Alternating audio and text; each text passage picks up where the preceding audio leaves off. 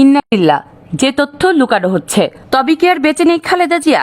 কেঁদে কেঁদে দেশে ফিরছেন তারেক। এবার সরাসরি খালেদা জিয়ার মৃত্যুর খবর রয়েছে, যে জবাব দিল বিএনপি চেয়ারপারসন ও সাবেক প্রধানমন্ত্রী বেগম খালেদা জিয়ার শারীরিক অবস্থার সাম্প্রতিক অবনতি দলের শীর্ষ নেতাদের উদ্বেগে ফেলেছে। বিএনপির vice chairman advocate Ahmed Azam Khan তার স্বাস্থ্য পরিস্থিতি সম্পর্কে উদ্বেগ প্রকাশ করে বলেছেন, সিসিইউ থেকে আইসিইউ থেকে ভেন্টিলেশন, যাই বলি না কেন ম্যাডাম অত্যন্ত সংকটাপন্ন অবস্থায় আছেন। এর বাইরে বলার মতো আর কিছুই নেই, শুধু ম্যাডামের জন্য জাতির কাছে দোয়া চাই। এর আগে চেয়ারপারসনের সাবেক প্রেস সচিব মারুফ কামাল খান সোহেলও সামাজিক যোগাযোগ মাধ্যমে নিশ্চিত করেন যে ম্যাডামকে আইসিইউতে ভেন্টিলেশন সাপোর্ট দেওয়া হচ্ছে। আল্লাহর বিশেষ রহমতে প্রার্থনা করি। এই গুরুতর পরিস্থিতির মুখে সরকার বেগম খালেদা জিয়াকে রাষ্ট্রীয়ভাবে গুরুত্বপূর্ণ ব্যক্তি হিসেবে ঘোষণা করে বিশেষ নিরাপত্তা ব্যবস্থার কথা জানিয়েছেন। একই সাথে বিশ্বের বিভিন্ন দেশ তার উন্নত চিকিৎসার জন্য প্রস্তাব দিয়েছে। এই নাজুক পরিস্থিতির মধ্যেই সামাজিক যোগাযোগ মাধ্যমে বেগম খালেদা জিয়ার মৃত্যু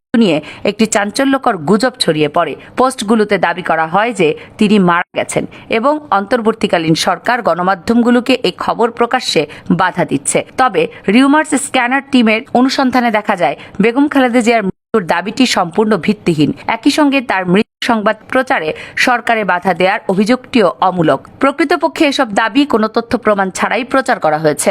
দাবির উৎস খুঁজতে গিয়ে দেখা যায় রুখে দাঁড়াও বাংলাদেশ নামের একটি ওয়েবসাইটের সংবাদের লিঙ্ক বিভিন্ন পোস্টে শেয়ার করা হচ্ছে। এই তথাকথিত সংবাদে দাবি করা হয়েছে, গত 28 নভেম্বর দিবাগত রাত 12:25 রাজধানীর এভারকেয়ার হাসপাতালে চিকিৎসাধীন অবস্থায় বেগম খালেদা জিয়ার মৃত্যুবরণ করেছেন। প্রতিবেদনটিতে নাম প্রকাশে অনিচ্ছুক হাসপাতালের এক কর্মকর্তার বরাত দিয়ে তার মৃত্যুর খবর নিশ্চিত করা হয়েছে বলেও দাবি করা হয়। এছাড়া অন্তর্বর্তীকালীন সরকার গণমাধ্যমগুলোকে একই সংবাদ প্রকাশ্যে বাধা দিচ্ছে বলেও উল্লেখ করা হয়। প্রতিবেদনটিতে আরও দাবি করা হয় যে বিএনপির মহাসচিব মির্জা ফখরুল ইসলাম আলমগীর খালেদা জিয়ার স্বাস্থ্য পরিস্থিতি সম্পর্কে কোনো তথ্য না পেয়ে বিস্ময় প্রকাশ করেছেন। একই সাথে দলটির জ্যেষ্ঠ যুগ্ম মহাসচিব রুহুল কবির রিজভী বলেছেন, আমরা দেখা করতে গেলে আমাদেরকে শর্ত দিয়ে প্রবেশ করতে দিচ্ছে এবং বাইরে এসে কোনো কথা বলা যাবে না, এ ধরনের হুমকিও দিচ্ছে সরকারের গোয়েন্দা সংস্থা। তবে অনুসন্ধানে দেখা গেছে গণমাধ্যম বা অন্য কোনো নির্ভরযোগ্য সূত্র থেকে কোনো হাসপাতাল কর্মকর্তা খালেদা জিয়ার মৃত্যুর বিষয়টি নিশ্চিত করার তথ্য পাওয়া যায়নি।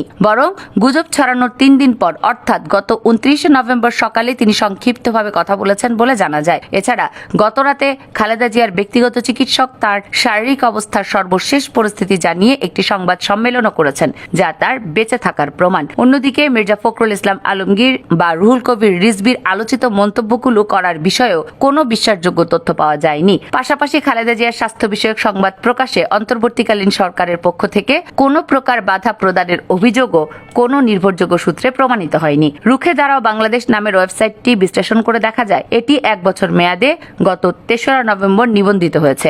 সাইটটিতে নিয়মিতভাবে মন গড়া ও ভিত্তিহীন সংবাদ প্রচার করা হচ্ছে, যা এটিকে একটি ভুইফোড় এবং উদ্দেশ্য প্রণোদিত প্রচার মাধ্যম হিসেবে চিহ্নিত করে। সর্বোপরি বেগম খালেদা জিয়ার স্বাস্থ্য পরিস্থিতি গুরুতর হলেও তার গুজব সম্পূর্ণ মিথ্যে এবং গণমাধ্যমকে খবর প্রচারে বাধা দেওয়ার দাবিও রেসলেস। প্রকৃত তথ্যের জন্য নির্ভরযোগ্য সূত্র এবং প্রতিষ্ঠিত গণমাধ্যমের উপর নির্ভর করা জরুরি। কামরুন নাহার, রাখি, কেএনআর মিডিয়া।